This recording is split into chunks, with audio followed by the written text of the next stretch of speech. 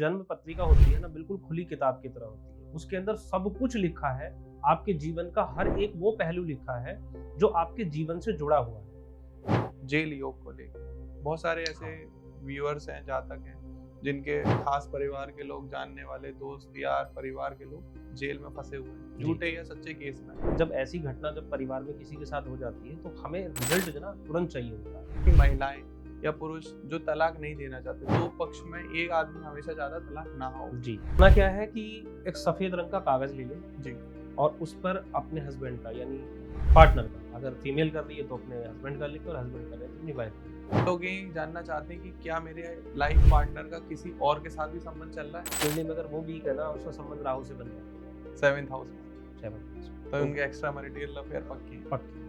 ग्रह को हम देख के जान सकते हैं कि ये व्यक्ति आत्महत्या के बारे में सोच रहा तो है। मृत्यु का कारण की बात अभी चर्चा की थी, 3rd हाउस।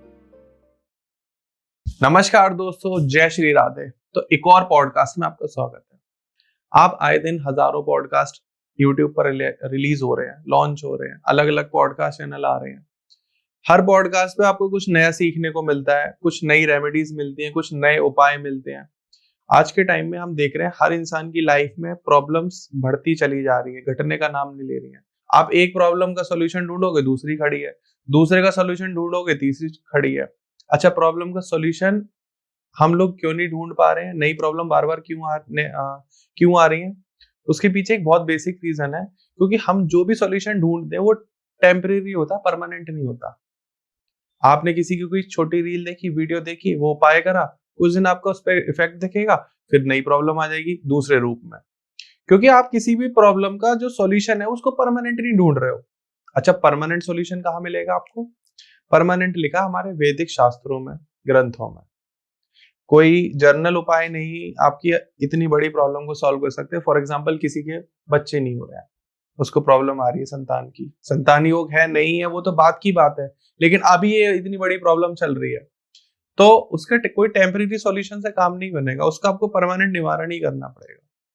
तो अब आप समझ गए हो कि ये पॉडकास्ट इसलिए खास है, इसलिए बहुत जरूरी है, क्योंकि हम इस कंप्लीट पॉडकास्ट में वैदिक शास्त्र के बारे में बात करने वाले हैं, वैदिक ज्योतिष के बारे में बात करने वाले हैं, जो असली, पुरानी और सबसे सटीक ज्योतिष शास्त्र है, जहां से सारी शाखाएं निकली हैं।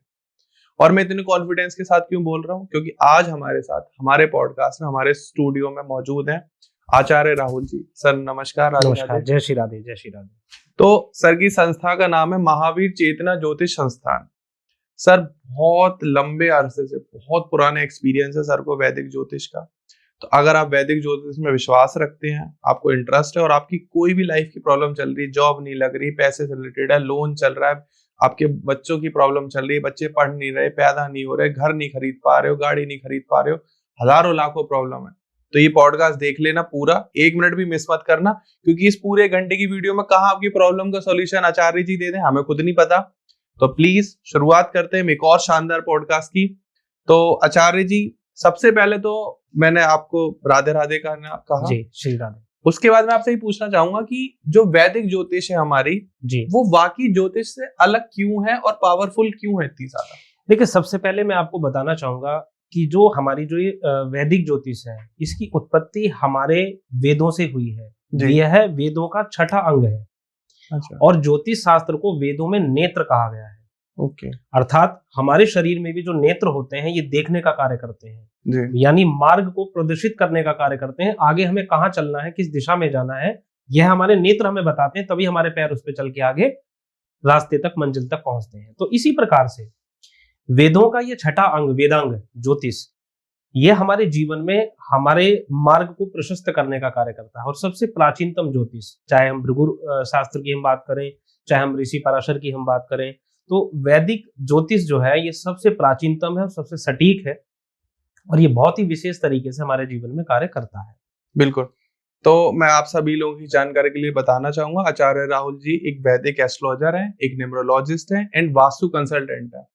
वास्तु आज के टाइम में बहुत ज्यादा वास्ट लोगों के घर में प्रॉब्लम आ चुकी है, नेगेटिव एनर्जी आ चुकी है। पहले के घर जो है मिट्टी के बना करते थे, लोग घर के बना के एक भूत लगा दिया करते थे, घोड़े की नाल लगा दिया करते थे, और लोगों के मन में द्वेष भावना उतनी नहीं हुआ करती, क्योंकि लोग सब सेम समीकरण के रहा करते थे। बिल्कुल। लेकिन आज के टाइम में ऊंच नीच, अमीरी गरीबी बहुत ज्यादा बढ़ चुकी है, लोगों में जलनशीलता बहुत ज्यादा बढ़ चुकी है, क्योंकि कंपटीशन बहुत ज्यादा बढ़ चुका है, नेगेटिविटी आ रही है, तो उसकी वजह से ही प्रॉब्लम्स आ रही है। तो सर उसका वास्तु से भी रिलेटेड उपाय बताते हैं, लेकिन ये पॉडकास्ट पर्टिकुलर पूरा वैदिक एस्ट्रोलॉजी के ऊपर होना वाला है, सो प्लीज बने रहिए पॉडकास्ट में। तो आचार्य जी, मेरा अगला सवाल आपसे ये है कि जैसे कोई इंसान है और जी। वो जेल जाने वाला है, या उसकी कुंडली में जेल योग है या नहीं है, क्या वो जेल जा सकता है या नहीं जा सकता? क्योंकि आज के टाइम में आपने देखा कि लोग बहुत केसेस बहुत बढ़ते जा रहे हैं, बहुत बढ़ रहा आए है। दिन लोग फंस रहे हैं, फ्रॉड में फंस रहे हैं, स्कैम में फंस रहे हैं, मतलब कोई बेचारे रेप में भी फंस जाते हैं, फंस कुछ जाते ऐसे मर्डर में फंस जाते हैं, करा जी। नहीं करा नाम लिख गया। तो क्या हम उनकी कुंडली देख के वो योग बता सकते हैं कि बिल्कुल उनका बता जेल जाना तय है या नहीं है? बिल्कुल बता सकते हैं, बिल्कुल बता सकते हैं। उनकी जन्म कुंडली आप ऐसे समझिए कि देखिए, जो जन्म पत्रिका होती है ना, बिल्कुल खुली किताब की तरह होती है। उसके अंदर सब कुछ लिखा है, आपके जीवन का हर एक वो पहलू लिखा है जो आपके जीवन से जुड़ा हुआ है। अब बात कर रहे थे जेल का जो योग बनता है जन्म कुंडली में, वो कैसे पता चलता है? जन्म कुंडली में जेल यात्रा के लिए सबसे महत्वपूर्ण भाव होते हैं 8वां भाव और 12वां भाव, यानी अष्टम और 12वां। ये दो भाव ऐसे हैं जहां से हम ये पता लगा सकते हैं कि जातक के इस समय वर्तमान में जो दशा है, ठीक है, वो क्या जेल यात्रा के योग बन रहे हैं कि नहीं बन रहे हैं, ठीक है, और वो अगर जाएगा भी, उस पर झूठे आरोप लगेंगे भी, तो उसका बचाव कैसे होगा। अच्छा। तो इसके लिए दो ग्रह तो बहुत ही मोस्ट इंपोर्टेंट होते हैं, सैटर्न और मार्स, यानी शनि और मंगल। ये दो ग्रह ऐसे हैं, अगर इनका संबंध 8वें भाव से या 12वें भाव से बन गया, तो आप समझ जाइए कि 100% आपके ऊपर एलिगेशन लगने वाला है। अच्छा। अब वो एलिगेशन मतलब जाहिर सी बात है, झूठा आरोप है। और झूठा आरोप है, उससे बचाएगा कौन आपको? उसको बचाएगा जुपिटर, बृहस्पति। अच्छा। बृहस्पति अगर आपके लग्न में कहीं पर गोचर कर रहा है, जन्म कुंडली में पंचम में गोचर कर रहा है या नवम में गोचर कर रहा है, तो 100% आप उससे बाहर निकल आएंगे, बिल्कुल निकल आएंगे। लेकिन बस ये सावधानी बरतनी है कि उसके साथ में राहु का कहीं गोचर ना हो रहा हो, तो अच्छा। निश्चित तौर पर आप बुरे फंसेंगे और उसको बचाने वाला कोई नहीं है, ठीक है। कोई उदाहरण के तौर पे अभी हाल फिलहाल में आपके पास सामने कोई फेमस कुंडली आई हो जिसका आप रेफरेंस एग्जांपल देना चाहें? देखिए, इसमें ऐसे नाम तो डिस्क्लोज करना उचित नहीं होता, क्योंकि इस तरह के एलिगेशंस और केसेस होते हैं। लेकिन है, एक व्यापारी गण है, और जिन पर जो है ये समझ के चलिए कि फेक बिजनेस, जो फ्रॉड का एक केस उन पर बना, और वो कहने का मतलब झूठा ही था एक तरीके से। तो वो आए और उनकी कुंडली में वो योग बना हुआ था। जी। उस पर हमने चर्चा की, देखा कि पूरा विश्लेषण किया कुंडली का, और यही कहा गया कि भाई आप बच जाएंगे, और निश्चित तौर पर आप बचेंगे, क्योंकि जुपिटर जो है उस समय में, जिस समय वो मेरे पास आए थे, वो उस समय मीन राशि में गोचर कर रहा था, और उनकी जन्म कुंडली का वह लगन था, तो निश्चित तौर पर वो बच गए। कुछ एक सर हमने एस्ट्रोलॉजर के साथ पॉडकास्ट किया था, तो उन्होंने बताया हमें कि अरविंद केजरीवाल जी जेल गए, हमने उनको पहले ही प्रेडिक्ट कर दिया था कि आप तो जेल जाओगे जाओगे, जब उनको पता भी नहीं था कि वो जेल जा सकती हैं या कोई शराब घोटाला वो होने वाला है, कुछ ऐसी बातें आने वाली है।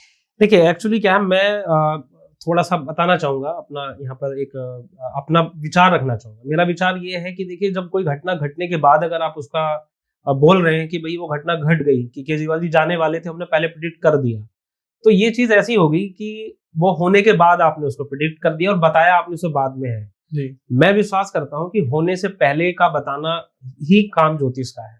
होने से पहले आप उसको बताइए ना, होने के बाद अगर आपने उसको बता दी तो वो किसी काम का नहीं।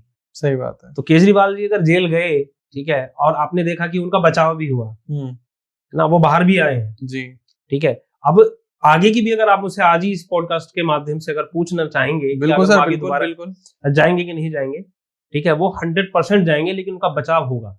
अच्छा, दोबारा भी जेल जाएंगे? मई में जो जुपिटर का भी परिवर्तन होगा, उस परिवर्तन के आसपास वो जाएंगे दोबारा, लेकिन वापस आएंगे। तो प्लीज दोस्तों, आप ये वीडियो देख रहे हो, अरविंद केजरीवाल जी को टैग करो, उनको फॉरवर्ड कर दो कि बचाव पहले, क्योंकि precaution is better than cure.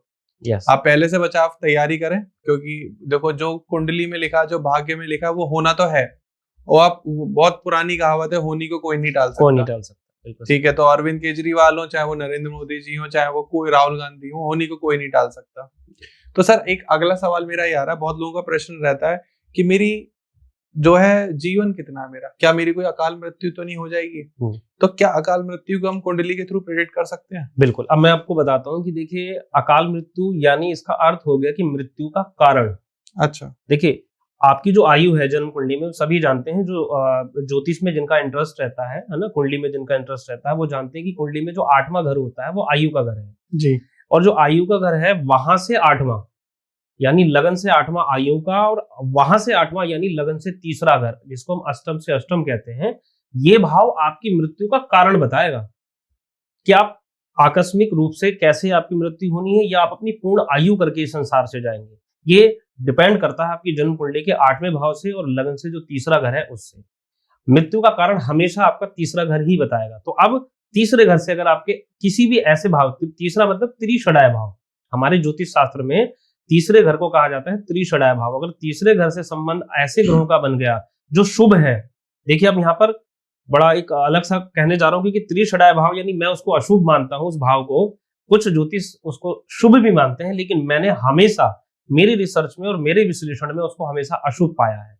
जिस भी भाव का स्वामी मैंने तीसरे भाव में बैठा हुआ देखा, उस भाव की उसने हमेशा हानि कर दी। आयु भाव का बैठ गया तो आयु की हानि कर दी, एजुकेशन हाउस का स्वामी वहां बैठ गया उसने एजुकेशन की हानि कर दी, संतान भाव का स्वामी वहां बैठ गया उसने संतान की हानि कर दी। तो मेरी रिसर्च तो ये कह रही है कि तीसरे भाव में बैठा हुआ ग्रह हमेशा हानि दे रहा है। बस एक ही चीज आपको दे सकता है वो अच्छी, वो है आपका आत्मबल, आपका विश्वास। आपको हो सकता है कि आप में कॉन्फिडेंस अच्छा बने आपके पास तीसरे घर से, लेकिन वो बहुत कुछ ले रहा है आपसे।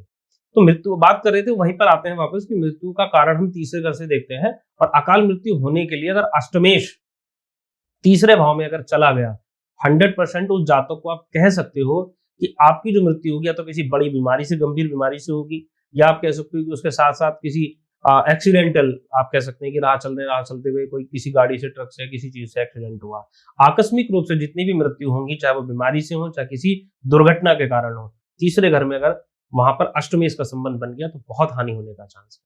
अच्छा हरे जी, कोई ऐसी रेमेडी है जिनसे ये मुसीबत को टाला जा सके? क्योंकि बहुत सारे लोग हैं जो, मतलब जितना आपने बताया उनको पूरा नॉलेज होगा कि हाँ उनका स्वामी कहाँ बैठा है, मुझे वो टर्म पता नहीं है, तो आप लोगों ने अपने ग्रह में देख लिया होगा, कुंडली में आपको पता है कि कहाँ, क्योंकि आप लोगों को इतना इंटरेस्ट है, तो क्या रेमेडी फॉलो कर सकते हैं? देखिए, मैं रेमेडी जो आपको बताऊंगा ना, वो रेमेडी वो होंगी या तो वो मैंने खुद अपने ऊपर अप्लाई की हैं, या अपने फैमिली मेंबर्स पे अप्लाई की हैं जी, या जो मुझसे जुड़े हुए जो मेरे यजमान हैं मैं उन पे अप्लाई की है जी। और वो 100% जब काम कर जाती हैं, यानी मैं कहता हूँ कि जब 99.9 भी रह जाएं तो मैं अप्लाई उसको पूरे तरीके से आगे बंद कर देता हूँ, उसको फिर आगे अप्लाई नहीं करता जी। दुनिया भर में लोग कहते हैं कि महामृत्युंजय मंत्र एक ऐसा मंत्र है जो मृत्यु पर भी विजय हासिल कर लेता है। हाँ जी। लोग बोलते हैं कि भाई उसको कराइए, ब्राह्मणों के द्वारा कराइए, स्वयं उसका जाप कीजिए। महामृत्युंजय जाप मेरा खुद का ऐसा जाप किया हुआ है कि ऐसी दुर्घटना मेरे खुद के साथ हुई जिसमें साक्षात मेरा मृत्यु से सामना हुआ। ओके। और उस जाप का देखिए प्रतिबद्धता के साथ में उसको करना, उसका एक नियम है। ऐसे नहीं कि आप उसको कहीं भी कर सकते हैं, कभी भी कर सकते हैं। एक उसका निर्धारित समय है और संकल्प से बंध करके आप उसको कर सकते हैं। कैसे करना है वो मैं आपको बता दूं। थोड़ा कठिन है, जब ऐसी परिस्थिति आ जाए तो आप अपने परिवार के किसी अन्य सदस्य के साथ भी उसको कर सकते हैं। कैसे करना है महामृत्युंजय मंत्र का जाप? आपको जो शिवलिंग है वो देखिए आपके अंगूठे का जो साइज है, ठीक है, इसी के बराबर का शिवलिंग आपके पास होना चाहिए। सिर्फ इससे बड़ा नहीं होना चाहिए। अगर आप अपने खुद के लिए जाप कर रहे हैं तो ठीक है, या अपने परिवार के किसी सदस्य के लिए कर रहे हैं तो। और उस जाप को करते वक्त कभी भी आपकी जो जीवा है वो हिलनी नहीं चाहिए। कोई भी जाप या नाम जप या मंत्र जाप जब आप करते हैं या पंचाक्षरी मंत्र करते हैं या कोई ऐसा मंत्र जाप कर रहे हैं जो संकल्प से बंध कर किसी मनवांचित इच्छा के लिए है, तो अगर आपकी उसमें जीवा हिला करके आपने, यानी उसका उच्चारण करते वक्त आपने अगर उसका जाप किया तो उसका कोई लाभ आपको नहीं मिलने वाला है। ये इस बात को गांठ बांध लीजिए कि अगर आप महामृत्युंजय मंत्र का जाप अगर आप बिना जीवा हिलाए एकाग्र मन से एकाग्रचित होकर के, और इतने बड़ी शिवलिंग आपके पास होनी चाहिए बस मात्र। शिवलिंग को अपने घर में ज्यादा बड़े शिवलिंग रखने का प्रावधान नहीं है। कीजिए, देखिए कैसे आप, ये मेरा खुद का अपनाया हुआ बिल्कुल सर। आप जब ये उपाय बता रहे थे, रेमेडी बता रहे थे, मैं आंख बंद करके कोशिश कर रहा था महामृत्युंजय मंत्र का जाप करूं, लेकिन मेरी जीवा हिल ही रही थी। मैं बहुत प्रैक्टिस करी, अभी हो सकता है मैं बाद में प्रैक्टिस करूंगा, आ जाइए, क्योंकि वो एक कहावत है, करत करत अभ्यास के जड़मती हो सुजान, बिल्कुल सरियावत जाते सिर पर पत्नी सान। मुझे पूरी याद नहीं थी, आपने कर दी पूरी। जी। तो मेरा सर, जैसे आपने इसकी अकाल मृत्यु की इतने अच्छे से महामृत्युंजय मंत्र का जाप करें, वैदिक मंत्र है, इतना पावरफुल मंत्र है जी। तो अभी हमने इससे पहले डिस्कशन करा था जेल योग को लेके। बहुत सारे ऐसे व्यूअर्स हैं, जातक हैं, जिनके खास परिवार के लोग, जानने वाले दोस्त यार, परिवार के लोग जेल में फंसे हुए हैं, झूठे या सच्चे केस में, किसी भी केस में फंसे हो। तो वो लोग ऐसी वैदिक, ऐसा हमारे शास्त्र में ऐसी कौन सी ऐसी रेमेडी है या उपाय कहें हम, जिनको फॉलो करके अपने जो प्रिय लोग उनके जो फंस गए हैं उनको बाहर निकाल सकते हैं? बिल्कुल कर सकते हैं। देखिए अब यहाँ पर मैं वैदिक उपाय के साथ साथ में यहाँ सम्मिश्रण करेंगे हम कुछ तंत्रोक्त के उपाय का। अच्छा। सम्मिश्रण कर देंगे तो आप ये समझिए, क्योंकि हमें जब ऐसी घटना जब परिवार में किसी के साथ हो जाती है तो हमें रिजल्ट जो ना तुरंत चाहिए होता है, क्योंकि कहते हैं ना कि जब चिड़िया चुग गई खेत तो फिर होगा क्या, फिर आगे कुछ नहीं कर सकते अब आप। तो आपको समय रहते उपाय करना पड़ेगा, और उपाय भी ऐसा करना पड़ेगा, क्योंकि देखो वैदिक जो उपाय काम करते हैं ना, वो काम करते हैं बिल्कुल धीरे धीरे और बहुत ही सिस्टमेटिक तरीके से जड़ से खत्म करने का काम करते हैं। लेकिन जब ऐसी सिचुएशन हो तो हमें इंस्टेंटली रिलीफ देने वाला उपाय चाहिए होता है जी। तो उसमें क्या करना है मैं आपको बताता हूँ। लाल रंग का कपड़ा आप ले लीजिए, लाल रंग के कपड़े के अंदर एक काला रंग का कपड़ा फिर से अंदर आपको रखना है। उसके अंदर जो भी जातक जेल में है उसकी संबंधित और प्रिय चीजें, जो भी उसको प्रिय हो, चाहे वो खाने में हो, चाहे वो पहनने में हो, जो संबंधित चीजें हैं जो उसमें आप रख सकते हो, ठीक है, वो उसके अंदर रख करके और आपकी जो मनवांछित इच्छा है उसको बोलते हुए उस व्यक्ति का नाम लीजिए जो जेल में है या जेल में जा सकते हैं अभी, है ना, जाने की संभावना है अभी, किसी थाने में या किसी ऐसी जगह भी बंद है जहां जाने की संभावनाएं लग रही हैं, और उनको वहां पर बैठ करके अपने एकाग्र मन चित्त होकर के और उस वस्तु को अपने सामने रख करके ये उपाय आपको करना चाहिए मेरे हिसाब से शनिवार की रात्रि में। और जब ये करें तो वो उस सामान आपके पास उस समय होना चाहिए, और सामान को रखते हुए उनको अपने पास बुलाने का प्रयास कीजिए। बोलिए कि आप आइए, कुछ नहीं करना, सिर्फ बोलिए कि आप आइए, आपकी यहाँ पर आवश्यकता है, आपकी संबंधित वस्तुएं जो आपकी प्रिय वस्तुएं वो हमारे पास रखी हुई है, आप आइए। तो वो आएंगे, निश्चित तौर पर उसे छूट करके आएंगे, और जैसे ही वो उपाय पूरा हो जाए उसको बंद करके फिर वो जो व्यक्ति जो जेल में गए हुए हैं उनके सर से उसको 7 बार उतार के और बहते हुए जल की धारा में उसको प्रवाहित कर दोबारा कभी उनको जेल जाना। बहुत बढ़िया आचार्य जी ने उपाय बताया। अगर फिर आप ये उपाय कर रहे हैं और आपको इसको और डीपली जानना है कि क्या गलतियां नहीं करनी है, किस दिन करना है, किस समय करना है, तो स्क्रीन पर आचार्य जी का नंबर आ रहा है, साथ में डिस्क्रिप्शन में भी पूरी डिटेल है, आप संपर्क कर सकते हैं। क्योंकि हो सकता है कि ग्रह दशाओं को देख के, कुंडली को देख के और भी इफेक्ट उपाय आपको बताए जाए। ये एक जर्नल उपाय है जो सब पर काम करता है जी, लेकिन विशेष उपायों के लिए आपको ऑब्वियस कॉल करना पड़ेगा, संपर्क करना पड़ेगा, क्योंकि हम एक पॉडकास्ट में हर किसी की कुंडली विश्लेषण करके सारे उपाय नहीं बताएंगे जी। तो वैदिक शास्त्रों में क्या बहुत सारे जर्नल उपाय हैं, जैसे हमारा महामृत्युंजय का पाठ हो गया, गायत्री मंत्र का पाठ हो गया, लेकिन विशेष उपायों के लिए आपको हमेशा संपर्क ही करना पड़ेगा। तो स्क्रीन पर नंबर आ रहा है आचार्य जी का, प्लीज आप संपर्क करें। हम आगे बढ़ते हैं आचार्य जी। जी, फॉर एग्जाम्पल आज के टाइम में एस्ट्रोलॉजर से हम जब कंसल्ट करते हैं तो हमसे पूछते हैं कि गुरुजी मुझे डिफेंस में जाना है, मुझे यूपी पुलिस में जाना है, मुझे संगीतकार बनना है, मुझे डांसर बनना है, बहुत सारे फील्ड आ गए हैं मार्केट में, जी, ठीक है। तो और उनको एस्ट्रोलॉजर्स कंसल्ट करके बताते हैं कि नहीं बेटा आपकी ग्रह वीक है, आपका मंगल वीक है, आप रियल एस्टेट का बिजनेस मत करिए, आप सफलता नहीं मिलेगी। तो क्या मेहनत करके हम ग्रहों को पीछे छोड़ सकते हैं कि मंगल वीक है फिर भी हमने बहुत मेहनत करी और हमें रियल एस्टेट में अपार सफलता मिल गई? देखिए ये इसको इस तरह से समझना पड़ेगा कि हम मेहनत करके अपने भाग्य को या अपने ग्रहों को पीछे नहीं छोड़ सकते। हम मेहनत करके हमारी जो 50% जो एफर्ट्स हैं वो हम लगा सकते हैं, लेकिन 50% आपके ग्रह और आपका भाग्य ही काम करेगा। अब बात आती है कि अगर ग्रह वीक है, अगर आपने अपनी जन्म कुंडली का विश्लेषण कराया और आपको पता लग गया कि भाई मेरी कुंडली के अंदर ये मंगल ग्रह कमजोर है, इसलिए मैं प्रशासनिक जॉब में नहीं जा पा रहा हूँ, या मेरी कुंडली में सूर्य कमजोर है, मैं इसलिए मान सम्मान की प्राप्ति नहीं कर पा रहा हूँ, तो आप देखिए करिए क्या, मैं आपको बता देता हूँ कि आप अपनी कुंडली का सबसे पहले विश्लेषण कराइए, और विशेष स्तर से सबसे पहले जब भी आप अपने व्यवसाय के बारे में सोचें तो लग्न कुंडली के साथ साथ आप अपनी दशांश कुंडली को भी दिखा लें। दशांश का संबंध पता है किससे होता है? जी। कर्म से। दशांश कुंडली का संबंध कर्म से होता है, और आप अपने प्रारब्ध में लिखवा करके आते हैं कि आप इस बार आईपीएस पीसीएस बनेंगे या क्या बनने वाले हैं, या आप रियल एस्टेट में बड़े अच्छे बिजनेसमैन बनेंगे या क्या बनेंगे, वो आपकी दशांश कुंडली निर्धारित करेगी, और ये आपको कोई नहीं बताएगा। आज तक किसी भी एस्ट्रोलॉजर ने आपको ये चीज नहीं बताई होगी कि दशांश का संबंध डायरेक्टली आपके कर्म से है, आपके कैरियर से, वो बताएगा। और वो एक ही बार में एक ऐसी कुंडली है जो एक ही बार में आपको बता देगी कि आप क्या करना है, आपको बार बार पूछने की जरूरत नहीं पड़ेगी। अच्छा। आपने ये देखा होगा ना, उस टाइम पे लोग पूछते हैं 15-20 साल 25 साल की एज तक जाएंगे और सोचेंगे कि अब मैं ये पढ़ाई करूंगा, इसको छोड़ के फिर दूसरा शुरू कर देंगे, इसको छोड़ के फिर तीसरा शुरू कर देंगे, फिर उसको छोड़ के चौथा शुरू कर देंगे। क्यों? क्योंकि समय समय पर उनको गाइडेंस बदल बदल के मिल रही है जी। पहले उनको कहा गया कि आप ये कीजिए, फिर उनको कहा गया कि ये कीजिए। जब आप उनको एक ही बार में ऐसा बता देंगे जिसको करने से उनका मार्ग प्रशस्त हो जाएगा, उन्हें पता चल जाएगा कि यही मुझे करना था, अब अगर आप ये बहुत बड़े बड़े हम उदाहरण लेते हैं, सचिन तेंदुलकर, विराट कोहली, लता मंगेशकर जी, अगर हम इनको पहले से डिसाइड करके अगर नहीं बताते हाँ जी, कि भाई आप तो क्रिकेट ही खेलिए,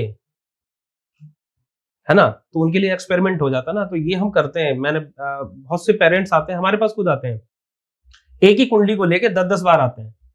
क्यों आते हैं? उनको बता चुके कि ये करवाइए, जो बताया था उसको ना करवा के, जी हमारे बच्चे का तो इसमें थोड़ा इंटरेस्ट कम आ रहा है, आएगा इंटरेस्ट, थोड़ा समय तो दीजिए उसको। सही बात है। आप अगर 12 साल या 15 साल के बच्चे को कहेंगे कि मैंने उसको कह दिया कि भाई ये तो अच्छा फुटबॉलर बनेगा, 100% बनेगा, और मैंने जब अपने विश्वास से ये बात आपको कह दी और आप कह रहे हैं कि नहीं अभी थोड़ा उतना परफॉर्मेंस अच्छा नहीं आ रहा है, अरे उसको थोड़ी एज से उससे ऊपर तो आने दो। सही बात है। 15 से ऊपर उसको उस एज पे आने दो जहां वो अपनी परफॉर्मेंस दिखा सके, जी, उसको वो प्लेटफॉर्म मिलेगा तो कर पाएगा। तो इसलिए निर्धारण करने के लिए कि कौन सा हमें कैरियर का चुनाव करना है, इसके लिए बहुत सारे ग्रह तो जिम्मेदार है ही हैं। इसमें मंगल का, सूर्य का बहुत बड़ा रोल होता है, बुध का बहुत बड़ा रोल है। बुध ग्रह का इतना बड़ा रोल है, और बुध का जो अंक है 5 नंबर, बहुत जबरदस्त रोल है उसका। जी, उसका इतना जबरदस्त रोल है कि वही डिसाइड करेगा कि आपका बच्चा एक्चुअल में स्पोर्ट्स में जाएगा या किसी प्रशासनिक जॉब में जाएगा कि व्यापार करेगा। आपने अगर बुध को अगर आपने छोड़ दिया अपनी कुंडली से, फिर आप पता नहीं लगा सकते, फिर आप भटकते रहोगे, फिर नहीं पता लगा सकते कि बच्चा क्या करेगा। बुध को आपने छोड़ दिया तो नहीं पता कर सकते आप। तो आचार्य जी, अब तक ये वीडियो जिसने अभी देखी होगी यहाँ पर, तो वो कह रहे होंगे जब कुंडली में लिखा ही है कि आईपीएस बनना है, योग है, तो मेहनत क्यों करनी है? सही फिर बात तो है। अपने आप बन देखिए जाएंगे कर्म तो IPS। करना पड़ेगा ना, अच्छा, कर्म तो करना होगा, अपने आप नहीं, यानी उस दिशा में। देखिए ज्योतिष, जैसा कि मैंने आरंभ में ही जब पॉडकास्ट स्टार्ट हुआ तो हमने जी। आपको स्टार्ट में ही बताया कि ज्योतिष नेत्र है ना, वेदों का वह अंग जिसको हम नेत्र कहते हैं। जी, तो अगर हम, नेत्रों का काम क्या है? नेत्रों का काम देखना है और आपको मार्ग बताना है। तो ऐसी ज्योतिष आपको बता रहा है कि आप आईपीएस बन रहे हैं, बन सकते हैं, और आपके भाग्य में लिखा है। तो अब आपको उससे संबंधित कर्म करने हैं। ओके। कर्म करना बंद नहीं करना है कि आप घर में बैठ गए कमरा में ताला लगा के कि आप तो अब आप जब भी बाहर निकलेंगे, जब आपके घर में वो आ जाएगा, उससे संबंधित कर्म तो आपको करने पड़ेंगे। अच्छा, क्या आप ये बता सकते हैं कि जितने भी आईपीएस या आईएएस आज के टाइम में भारत में हैं, तो उनके कुछ एक ग्रह सिमिलर मिलेंगे सभी के, या सबके अलग अलग? 100% मिलेंगे, 100%। 100% मिलेंगे। देखिए सबसे पहली चीज तो हमें ये समझना पड़ेगा कि जब हम आईपीएस और आईएएस लेवल की जब हम बात करते हैं, तो ये उच्च स्तरीय अधिकारी हैं। जी, इनको जो पद मिला हुआ है वो उच्च स्तरीय है। तो जब हम उच्च स्तरीय किसी पद की हम बात करते हैं, तो जन्म कुंडली में सूर्य का बहुत बड़ा रोल है। जी, आप उच्च स्तर पर तभी पहुंच सकते हैं जब आपकी कुंडली में सूर्य अच्छा है। जी, तो जितने भी हम ये उच्च स्तरीय अधिकारी देखेंगे, इनकी कुंडली में सूर्य आपको 100% अच्छा मिलेगा, जी, क्योंकि सूर्य का संबंध सीधा सीधा आपकी आत्मा से और सम्मान से होता है। जी, आपको लाइफ में सम्मान मिलेगा कि नहीं मिलेगा, वो सूर्य डिसाइड करेगा। जी, दूसरा ग्रह आ जाता है, इसमें बल की बहुत जरूरत होती है, पावर की जरूरत होती है ठीक ना, है। आपकी बहुत टफ ट्रेनिंग से आपको गुजरना पड़ता है। हाँ जी। तो दूसरा ग्रह मंगल हो गया। फिर से तीसरा ग्रह जो मैंने आपको स्टार्टिंग में बताया था, बुध। अच्छा। अब यहाँ अगर आपका किसी की कुंडली में बुध कमजोर है, बुध वीक है, बुध यानी बुद्धि, दिमाग ही नहीं है आपके पास में, आप में बल भी है, आपकी कुंडली में सूर्य भी दिखा रहा है कि आपको तो सम्मान मिलेगा, लेकिन बुद्धि नहीं है, तो आपको कुछ भी आप कर लीजिए कि नहीं मिलेगा फिर आपको सम्मान। तो उन जातकों को क्या रेमेडी करनी चाहिए? 3 चीजें, ये बहुत 3 ग्रह को आप देख लीजिए, सूर्य, मंगल और बुध, ये अच्छे हैं तो वो डेफिनेटली अच्छा करेंगे। बात कर रहे हैं रेमेडी की, तो बुध के लिए बहुत बहुत ही सिंपल सी ऐसी रेमेडी। लेकिन देखिए मैं एक चीज और बताता हूँ आपको, रेमेडी करते वक्त ना मैंने बहुत से लोगों के साथ एक कमी देखी है, मैं आज आपकी इस पॉडकास्ट के माध्यम से शेयर करना चाहता हूँ कि आज जैसे इस पॉडकास्ट के माध्यम से मैंने उपाय बताए, और मैं बहुत सारे पॉडकास्ट पहले भी देखता हूँ, मैंने भी देखे हैं, तो लोग उपाय बताते हैं, लोग उसको करते हैं, फॉलो करते हैं, और फिर नीचे कमेंट्स में बताते हैं या फिर कॉल करके बताते हैं कि भाई हमने तो ये उपाय किया, हमें फायदा नहीं हुआ। नहीं होने का ना सिंपल सा एक रूल है, सिंपल सा एक लॉजिक है कि उपाय का मतलब है कि आपने वो कर्म किया और उसमें जब तक आपकी श्रद्धा और आपकी भावना वहां नीत नहीं है, 100% वो काम नहीं करेगा भाई साहब, कितना भी जबरदस्त उपाय क्यों ना हो, कितना भी, जैसे अभी हम महामृत्युंजय मंत्र की बात कर रहे थे, क्या अब ऐसी थोड़ी ना वो मंत्र की उत्पत्ति हुई थी, सही बात है। और उसका हम पढ़ते भी हैं अपने वेदों के अंदर, शास्त्रों में हमने पढ़ा है उसके बारे में, हमने पुराणों में पढ़ा है उसके अंदर, शिव पुराण में आप देखिए कि कितना बढ़िया जबरदस्त वर्णन है उस मंत्र के बारे में। नहीं, बिल्कुल। ठीक है, तो अब उपाय जब आप करें ना, उसके अंदर आपका जो मन है, आपकी श्रद्धा है ना, आपकी जो आस्था है, वो उसके अंदर निहित होनी चाहिए। 100% आपको उसका रिजल्ट मिलेगा। नहीं, बिल्कुल। हम कहते हैं कि गणेश जी को दुर्वा चढ़ाइए आप गणेश जी को दुर्वा चढ़ा रहे हैं, आप पार्क से तोड़ ले आए, है ना, आपने उसको तोड़ा और ये चढ़ा दिया। अरे ये चढ़ाना वो नहीं होता, अर्पित करना, उनको अर्पित कीजिए। श्रद्धा के साथ सुमिरन करके आप उनको वहां पर अर्पित करिए, तब आपको वो लाभ मिलेगा, बिल्कुल। तभी तो वो एक्सेप्ट करेंगे। अब फॉर एग्जाम्पल मैं आपको इन्विटेशन दूं, मैं आपको कहूं कि आपको आमंत्रित करता हूं कि आपको ये कार्यक्रम है, इस कार्यक्रम में का हम आयोजन कर रहे हैं, कृपा करके आप आइएगा। जी बिल्कुल। ठीक है, आपने उस आमंत्रण को स्वीकार ही नहीं किया, जी तो क्या आप हमारे उस आयोजन में आएंगे? बिल्कुल नहीं आएंगे। तो इसी प्रकार से जितने भी हमारे आवाहित देवी देवता हैं, जब उनको बुलाते हैं, जब उनका हम आवाहन करते हैं, आवाहन करके उनको नमस्कार करते हैं, बोलते हैं कि आप आइए और हम ये सामग्री, ये दूरबा जो आपको सर्वप्रिय है, गणेश जी को कह रहे हैं, आप इसको ग्रहण कीजिए, जी है ना। तो आपका जब भाव उनको दिखा ही नहीं, मेरे बुलाने में, आपको आमंत्रित करने में आपको भाव दिखाई नहीं कि, तो मन से बुलाना नहीं चाह रहे, तो केवल फॉर्मेलिटी पूरी कर रहा है कि आप लिए लो जी, आइए आप खा लो। आप अगर आप जैसे कि किसी भी गेस्ट को बुलाते हैं, बड़े प्रेम से बैठिए, चाय लीजिए, पानी लीजिए, जी। आपने लाके रख दिया, अब वो रखा है नहीं, वो समझ जाएगा कि ये तो प्रेम से और अपनी श्रद्धा उसके साथ ये हमें नहीं मिला है। तो इसी प्रकार से बुधवार के दिन आप गणेश जी को अगर दुर्वा भी अर्पित करें, अपनी श्रद्धा के साथ उनको अर्पित करें। और एक और चीज बता देता हूं, मिश्री और हरी इलायची दोनों को मिलाकर गणेश जी के सामने हमेशा केवल हरी इलायची, मैंने बहुत से लोगों को देखा हरी इलायची या हरे रंग की वो चीजें वो अर्पित करते हैं, लेकिन अगर आप उनसे कुछ मनवांछित प्राप्त करना चाहते हैं तो गणेश जी के साथ साथ आपको गौरी का आह्वान करना पड़ेगा, लक्ष्मी जी का आह्वान करना पड़ेगा, तभी वो आपका फल आपको प्राप्त हो सकता है। तो मिश्री और हरी इलायची उसका भोग लगा और दुर्वा का भोग लगा दीजिए। बुधवार को आपका बुध हमेशा मजबूत बना रहेगा, हमेशा। बहुत साधारण उपाय है, ये बहुत लोग बता भी चुके हैं पहले, लेकिन इसको करना किस तरह से है, ये आज आप आचार्य जी, एक बहुत बड़ी समस्या है, मेरे कुछ एक मित्रगणों की भी समस्या है, व्यूअर्स की भी समस्या है। आज के टाइम में आपने देखा होगा डाइवोर्स केस बहुत फाइल हो रहे हैं। बिल्कुल ठीक है, तलाक भी कह सकते हैं हम उर्दू में उसको। तो क्या हम कुंडली देख के बता सकते हैं कि इनका तलाक होगा या नहीं होगा? दूसरा सवाल साथ में मैं जोड़ देता हूँ कि जब हम कुंडली मिलान करते हैं तो क्या उसी टाइम पे नहीं पता लगाया जा सकता कि इनका तलाक होगा, इनकी शादी नहीं हो? बिल्कुल ठीक है। देखिए, इस विषय पर ना मैं शुरुआत यहाँ से करूंगा कि जो तलाक और जो डाइवोर्स है, ये शब्द हम सनातनियों के कहीं पर भी, किसी भी शास्त्र में, किसी भी ग्रंथ में, किसी भी पुराण में इसका कहीं कोई वर्णन नहीं है जी। और इसका हमसे कोई लेना देना है नहीं। वैसे सही मायने में आपको बताएं तो सनातनियों से इसका कोई लेना देना नहीं, लेकिन जब ये अब हमारे अंदर भी घुस गया है जी, तो उसको निकालना भी जरूरी है। तो आपने बहुत बढ़िया बात बोली कि इसका सबसे पहला तरीका ये है कि जब शादी के लिए बारे में विचार करें जी, तो उसी समय जन्म कुंडली का विश्लेषण करा के और दोनों की आपस में अष्टकूट की मैचिंग करा लें और मैचिंग करा के ये पता लगा लें कि ये विवाह करना उचित है कि अनुचित है। और उसी समय अगर मान के चलिए हम जब अष्टकूट की मैचिंग करते हैं ना, तो उसमें गण मिलाते हैं, ग्रह मैत्री मिलाते हैं, नाड़ी मिलाते हैं, गण आपस में दोनों के अलग अलग दिख रहे हैं, नाड़ी सेम दिख रही है अगर हमें, तो थोड़ा विचार करना चाहिए। और उसी समय अगर हम उपाय करके और आगे बढ़े तो उसी समय आप उस परेशानी को उसी समय आपने उसको दबा दिया, उसी समय आपने उसको खत्म कर दिया। अच्छा, ठीक है।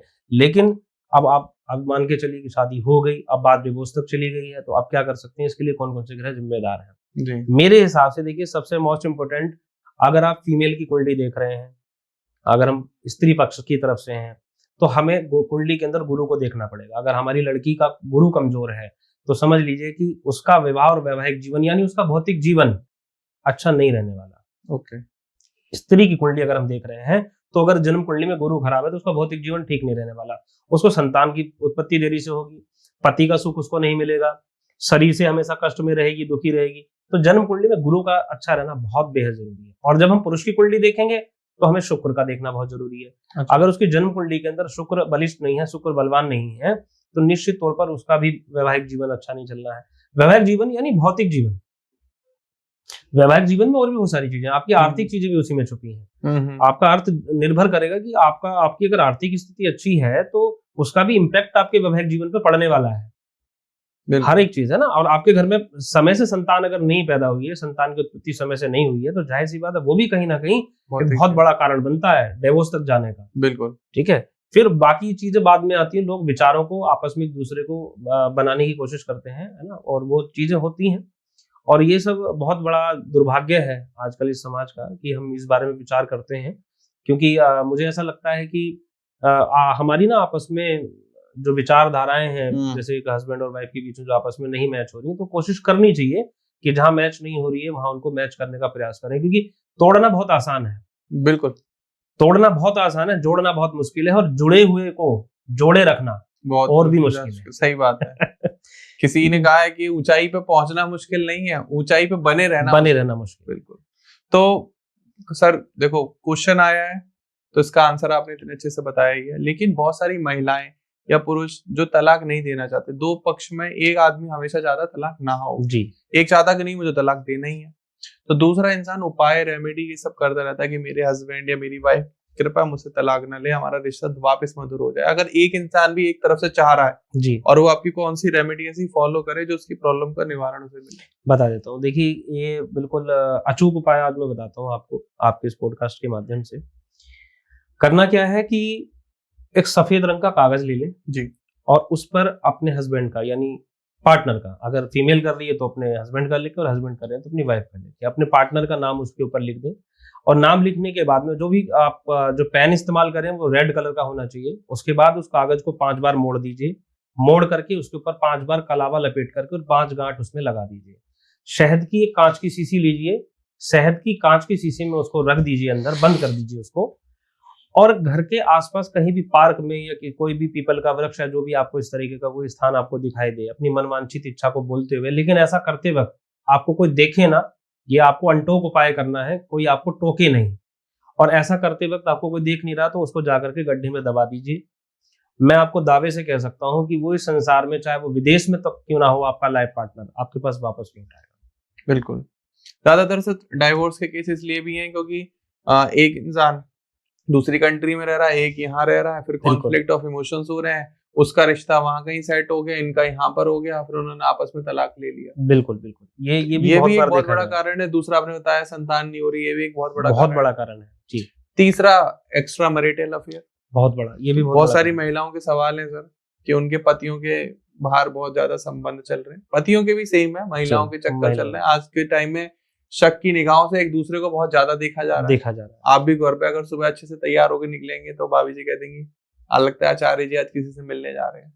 तो उनके लिए आप क्या रेमेडी देंगे? कि देखो, कोई भी शक अपने मन से नहीं करना चाहता है, लेकिन हीन भावना या द्वेष के कारण आदमी के दिमाग में शक आने लग गया है, तो मन को संतुलित करने के लिए कोई रेमेडी बताएं। देखिए, शक का ना संबंध आपकी जन्म कुंडली में शनि से है। अच्छा, अगर आपकी कुंडली के अंदर शनि सप्तम से कहीं पर भी कॉम्बिनेशन बना रहा है, 7th हाउस में वो जाके बैठ गया या इस समय गोचर कर रहा है, तो आपके दिमाग के अंदर जो शक की सुई है ना, वो हमेशा घूमती रहेगी। ठीक है, और वो आपके ओवर थिंकिंग है ना, इसको आप दूसरी तरह ये भी सोच सकते हैं कि मतलब आप उसको पॉजिटिव नहीं सोच रहे कि कोई आदमी अगर बाहर गया है तो वो काम के सिलसिले में भी जा सकता है जी। ठीक है, तो ये ओवर थिंकिंग हो गई। और दूसरा मैंने आपको जो कारण बताया उसका शनि कारण हो गया, शक पैदा करने का काम शनि का है। तो यहाँ पर शनि से संबंधित जो उपाय आप कर ले मेरे हिसाब से, जो कभी जीवन में शक ना हो, आप ये आदमी भी कर सकता है घर से बाहर निकलते वक्त, और ये कोई स्त्री भी कर सकती है इस उपाय को। और बहुत छोटा सा साधारण सा उपाय है, एक कोई भी कॉइन, एक सिक्का एक ले ले, कोई 1 का 2 का 5 का 10 का जो भी हो, लेकिन कॉइन होना चाहिए जी। कॉइन हो, उसके दोनों तरफ, पहले पहलू पर भी और दूसरे पहलू पर, दोनों तरफ उसको शहद लगाना है। ठीक है। और शहद लगाने के बाद में किसी भी रुमाल में या किसी भी कागज में उसको लपेट लीजिए। ठीक है। और लपेटने के बाद में आपको जब ये लगे कि जिस समय अंतराल के दौरान, यानी पिछले 6 महीने से ऐसा लग रहा है कि शक हो रहा है मुझ पे, उसको अपने साथ लेके घर से बाहर निकले। ओके। उसको लेकर के अपने घर से बाहर निकले, और ये तब तक करते रहें जब तक आप पर इस तरीके की शक की सुई घूम रही है जी, जब तक आपस में एक दूसरे का संबंध बेहतर नहीं हो जाता है।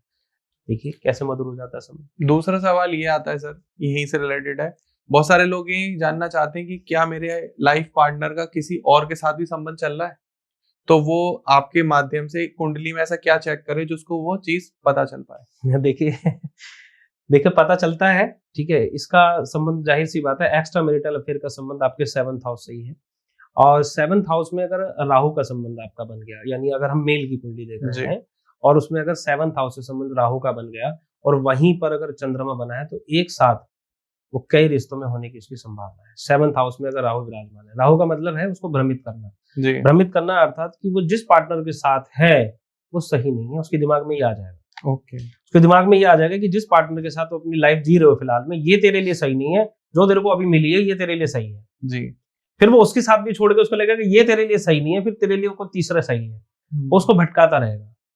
और जैसे ही वो ये लगभग राहु का जो गोचर होता है 18 महीने के लिए होता है। हाँ जी। और लगभग आपने देखा होगा कि बहुत सारी कुंडली, मेरा भी अपना एक्सपीरियंस रहा है कि जब तक वो टाइम पीरियड रहता है तब तक वो इसी तरीके से भटकता है व्यक्ति। और महिलाओं के लिए अगर देखना हो तो महिलाओं की अगर यहाँ पर अगर हम देखेंगे तो मैंने पहले ही बताया आपको कौन सा ग्रह देखना महिलाओं के लिए, जुपिटर बृहस्पति। अच्छा, उनकी कुंडली में अगर वो वीक है ना, उसका संबंध राहु से बन जा रहा है 7th हाउस में, 7th हाउस में, तो उनके एक्स्ट्रा मैरिटल अफेयर पक्के हैं। पक्के अफेयर नहीं होंगे तो और एक और मैं यहाँ पर एक चीज और जोड़ना चाहूंगा, जैसे बेस्ट फ्रेंड वाली एक बात आती है कि भाई ये तो मेरा बेस्ट फ्रेंड है, लड़कियों के मामले में, और उनके संबंध उन्हीं के अच्छे मित्र के साथ बन जाते हैं। ऐसा कई बार खुद भी व्यक्ति पकड़ लेता है, पकड़ में आ जाते हैं लोग। बिल्कुल। उनकी कुंडली के अंदर 100% जुपिटर का संबंध राहु से, ठीक है, और 7वें घर का संबंध पंचम से और चतुर्थ भाव से होगा, तो जाहिर सी बात है कि जो उसका अपना बेस्ट फ्रेंड है उनके साथ में रिश्ता बनने का चांस बन जाएगा। मेरे हिसाब से मुझे ऐसा लगता है अगर अभी 1000 लोग इस वीडियो को देख रहे हैं एट द मोमेंट, तो उसमें से 990 लोगों ने अपनी पार्टनर की कुंडली खोल ली होगी अपने फोन में कि लाओ मैं तो चेक कर ही लूं। अगर आपको समझ में नहीं आ रहा अपना चार्ट, या आपको और अच्छी तरीके से कंसल्ट करना है, तो मैं फिर वही कहूंगा, आचार्य जी का नंबर स्क्रीन पर आ रहा है, डिस्क्रिप्शन में भी डिटेल है, सारे सोशल मीडिया हैंडल्स आपको अवेलेबल है, इंस्टाग्राम, फेसबुक, यूट्यूब, आप कहीं पे भी संपर्क कर सकते हैं। इतनी अच्छी तरीके से और इतनी कोई पॉडकास्ट स्क्रिप्टेड नहीं है क्या मैंने पहले से सवाल दिए हुए, ये बहुत जर्नल और बेसिक क्वेश्चन है आपके, जो आप हमें लगा के कॉल पूछते रहते हो कि धर्मसूत्र से बात कर रहे हैं, आपके पॉडकास्ट में हमने देखा था मेरी लाइफ पार्टनर का क्या चक्कर चल रहा है, आप बता सकते हैं क्या? ये सारे सवालों के आंसर आप गुरुजी आपको सीधे सीधे दे रहे हैं।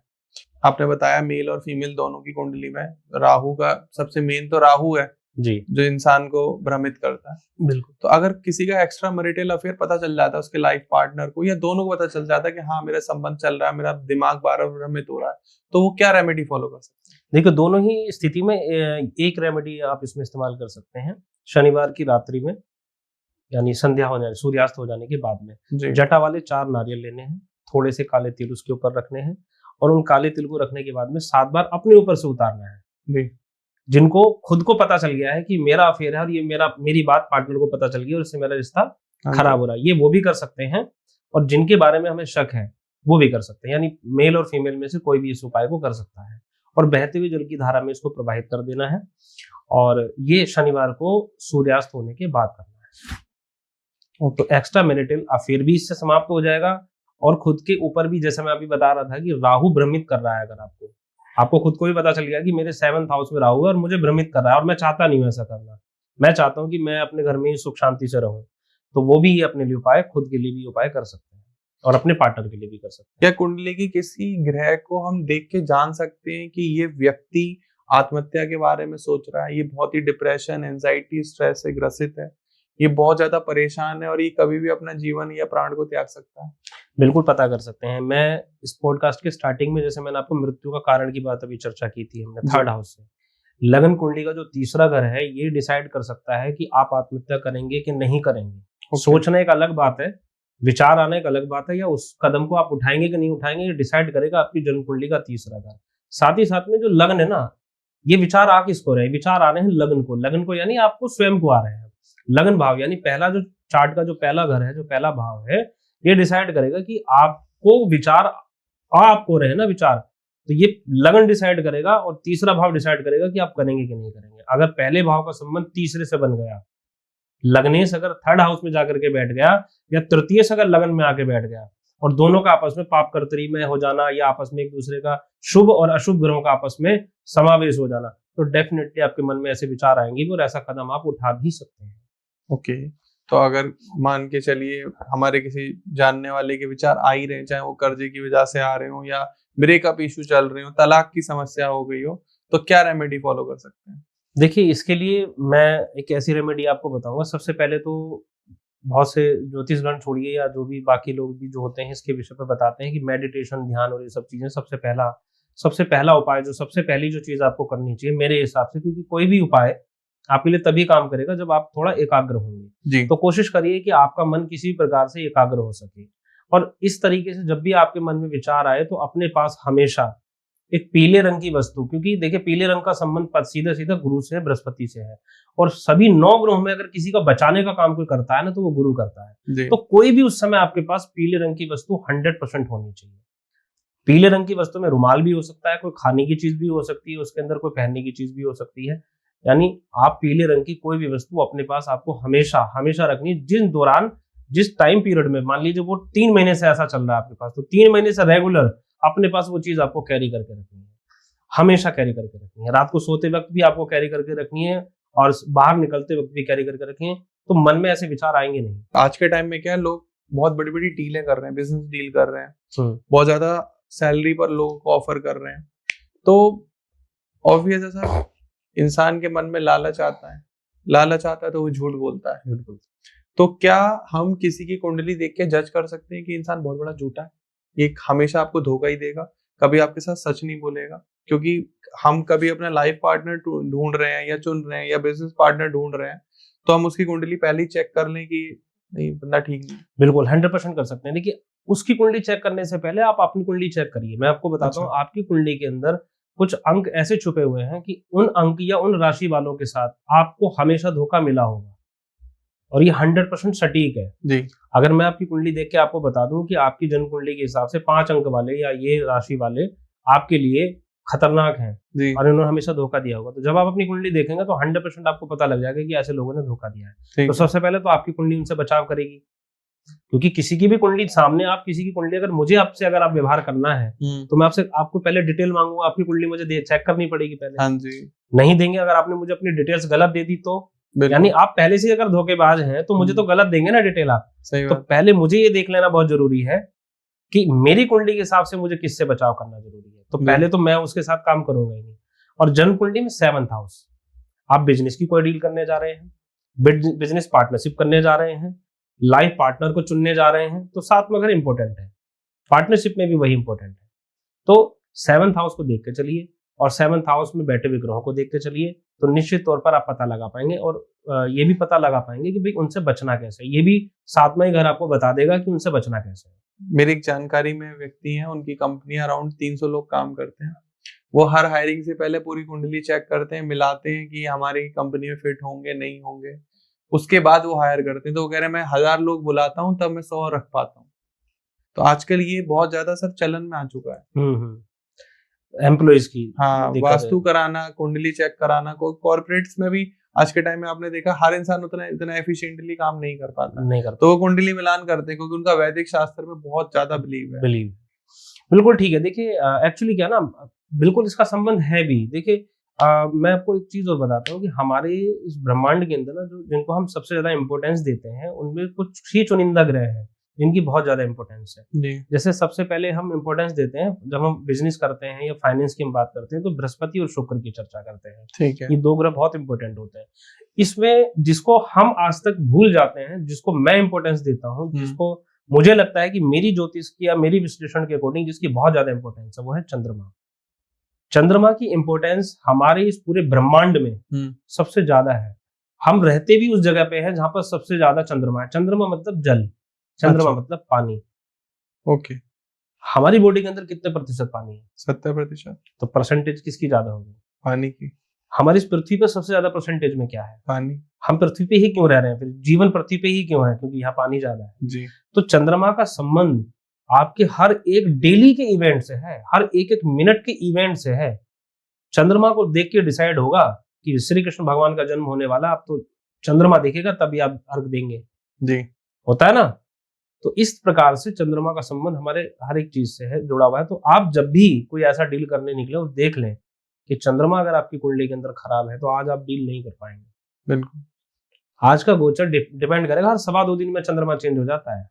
एक राशि को 2.25 दिन में क्रॉस कर लेता है और वो डिसाइड करेगा कि आज ये कौन सी राशि में चल रहा है आपके अकॉर्डिंग। थोड़ा कर पाए तो करिए ना डिले, एक दिन का टाल के देखिए, उसको देखिए ना, फिर रिजल्ट आपके सब पक्ष में आने वाला है, तो थोड़ा एक दिन उसको डिले करके देखिए। क्या जैसे आज के टाइम में हर व्यक्ति चाहता है कि विदेश जाए, विदेश में उसकी पढ़ाई हो, विदेश में उसकी जॉब सेटल हो जाए। ऑब्वियस है सर, बाहर ज्यादा पे स्केल है, यहाँ उतना नहीं कमा पाते लोग। दुबई जाते हैं, यूएस जाते हैं, यूरोपियन कंट्रीज जाते हैं। तो क्या हम कुंडली में देख के पता लगा सकते हैं कि इसकी कुंडली में विदेश जाने का योग है या नहीं है? हाँ, बिल्कुल पता लगा सकते हैं। और इसको पता लगाने के लिए जन्म कुंडली का 12वां भाव इंपॉर्टेंट है, द्वादश। विदेश जाना और फिर जा करके एक तो होता है कि खाली आप यात्रा करने जाना चाहते हैं और दूसरा होता है कि आप पढ़ाई करने जाना चाहते हैं, और पढ़ाई का संबंध हायर एजुकेशन का संबंध 4th हाउस से है कुंडली के। अगर चौथे घर का संबंध आपकी जन्म कुंडली के 12वें हाउस से बन गया जी तो आप बाहर जाकर के पढ़ाई 100% करने वाले हैं। ओके आप 100% करेंगे, चाहे आप लोन लेके जाएं एजुकेशनल, चाहे आपके पिताजी आपको लोन लेके भेजें, लेकिन आप 100% बाहर जाके ही पढ़ेंगे। यहाँ पढ़ेंगे कामयाबी नहीं हो पाएंगे।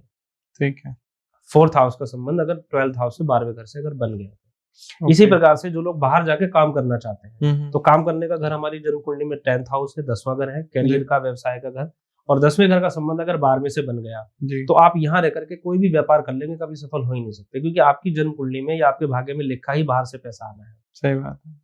और जो लोग बाहर से यानी रह यहाँ रहे हैं लेकिन कमा बाहर से रहे हैं, कमा डॉलर में है। तो उनका संबंध 12वें भाव का संबंध अगर 2nd हाउस से बन गया तो यहीं बैठ के वो बाहर से पैसा कमा रहे हैं। सबसे ज्यादा भाग्यशाली भी वही है, डॉलर सबसे में ज्यादा। कमाने रूप में खर्च कर रहे हैं। जी आज के टाइम में बहुत सारे लोग एमएससीज में काम कर रहे हैं। बिल्कुल कर रहे हैं। अच्छा, संबंध है, ग्रह भी है, सब कुछ सही बैठ रहा है, लेकिन कर नहीं पा रहे हैं, मुश्किलें आ रही हैं, अड़चनें आ रही हैं, तो वो लोग क्या करें? देखिए, सबसे पहले मैं एक और चीज आज आपको बता देता हूँ कि जो कुंडली होती है ना, ये कोई 10 मिनट का या 1 मिनट का या 5 मिनट का, हाँ मैं एक बात और आपको बीच में रोक के बताता हूँ, मेरे जी। दिमाग में अचानक से आई है। मैं आजकल ज्यादातर ये सुन रहा हूँ कि 5 मिनट आप कॉल करिए और पता कर लीजिए फट से कि आपके भाग्य में क्या लिखा है। आप आधा हमें घंटे चैट में कुंडली करिए, चलाना सीख चैट लीजिए। करिए, आप हमें 5 मिनट की चैट करिए, 5 मिनट बहुत का ये सारी करिए। ऐप आ गई। बहुत सारी ऐप है।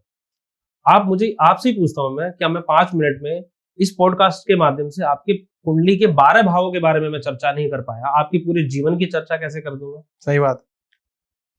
जन्म कुंडली को बनने में वक्त लगेगा, उसको देखने में वक्त लगेगा, और केवल लग्न कुंडली नहीं देखनी। अभी मैंने थोड़ी देर पहले आपको बताया था कि अगर हमें करियर का चुनाव करना, आपका पता लगाना है कि आपको कौन से करियर में जाना ठीक रहेगा, तो मुझे दशांश देखना पड़ेगा। हाँ जी। आपका लाइफ पार्टनर कैसा रहेगा, उसकी हाइट, वेट, पर्सनैलिटी, कैरियर क्या रहेगा, मुझे D9 चार्ट यानी नमाज देखना पड़ेगा। जी आपकी कितनी संतानें होंगी, मुझे सप्तांश देखना पड़ेगा। अर्थात कि आपकी केवल लगन कुंडली मात्र देखने से मैं विश्लेषण करके नहीं बता सकता कि आपके जीवन में क्या होने वाला है और आपके लिए क्या सही रहेगा, क्या गलत रहेगा। तो इसलिए जन्म कुंडली का पूर्ण विश्लेषण ही आपको सही दिशा और सही निर्णय लेने में आपको हेल्प कर सकता है। अदरवाइज तो सिर्फ भटकते रहेंगे, और लोग भटक रहे हैं। हाँ। हमारे पास तो लोग भटकने के बाद ही आते हैं, मैं सही बता रहा हूँ। बड़े बड़े नाम देखो, पॉडकास्ट में लेना नाम किसी को उचित नहीं होता। जी लोग आते हैं और उनका कहना यही है कि भाई हमने यहाँ उस चैनल पे देखा, उस चैनल पे देखा, हमने कॉल किया, और बस फिर वो भटकते रहे, और अंत में आके फिर जब कहते हैं कि अब आपने तो आप कुंडली देखने में 2 दिन का टाइम लगा देते हैं। जी आप तो तुरंत अपॉइंटमेंट आपसे ले ली, आपने कहा कि भाई 2 दिन में क्या आप देखते हैं कुंडली के अंदर। जी अच्छा, एक चीज और मैं बताऊं कि ऐसा भी नहीं कि मैं एक दिन में 10 या 20 या 50 कुंडली देखने का प्रयास करता हूँ।